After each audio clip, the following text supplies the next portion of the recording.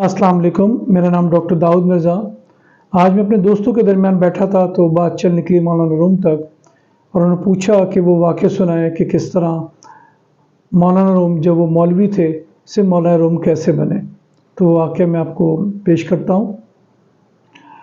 मौलाना room एक बड़े पाए के आलिम दीन थे और वो अपने शागिर्दों को पढ़ा रहे थे कि करीब में एक तालाब था। तालाब की मुंडेर पर कुछ किताबें रखी हुई थी। ज़ाहिर वो इल्म मार्फत की किताबें थीं जो अपने शागिर्दों को सिखाते थे, और वो दर्स तदरीस का सिलसिला जारी था। इसी दौरान एक फ़कीर आता है, बाल मट्टी मटे हुए होते हैं, फटे पुराने कपड़े होते हैं।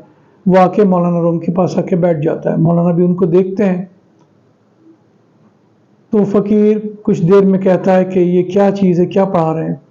तो मौलाना रूम उनका ज़ाहिरी हाल अहवाल देखते, उनके कपड़े देखते हुए हिकारत से कहते हैं तुम्हारे बस का नहीं है।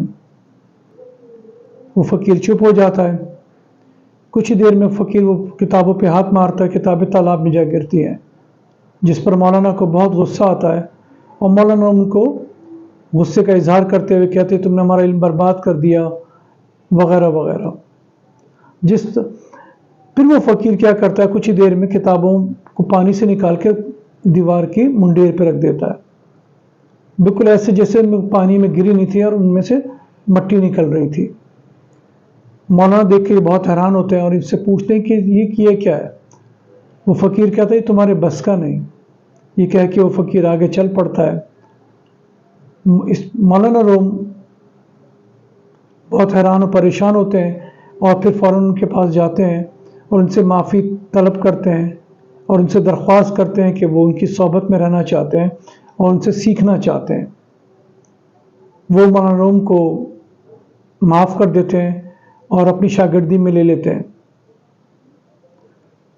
वो फ़कीर कौन था? वो हज़रत शम्स तबरेज़ रहमतुल्लाह अलैह थे, जिनकी सोहबत में रहते हुए, उनकी शागिर्दी में रहते हुए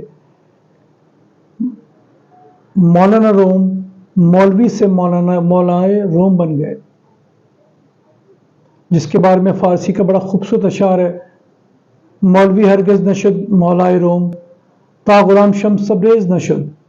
यानी मौलवी मौलाए रूम उस वक्त तक नहीं बन सकता था जब तक कि शम्स तबरेज़ की ग़ुलामी ना करता। सवाल एक यहाँ ये पैदा होता है, वो कौन सा इल्म था शम्स तबरेज़ रहमतुल्लाह अलैह के पास जो मौलवी यानी मौलाए रूम के पास नहीं था। मेरा ख्याल है कि हम इस पर गौर करना चाहिए। अल्लाह का इल्म बहुत वसी है। हम ये इस इल्म के बारे में जांचें, गौर फ़िक्र करें, अपने अंदर देखें। ये सारी कायनात जो आपको बाहर नज़र आती है, ये सारी कायनात आपके अंदर भी मौजूद है। तवज्जो की ज़रूरत है, गौर कीजिएगा इस बात पर। Thank you.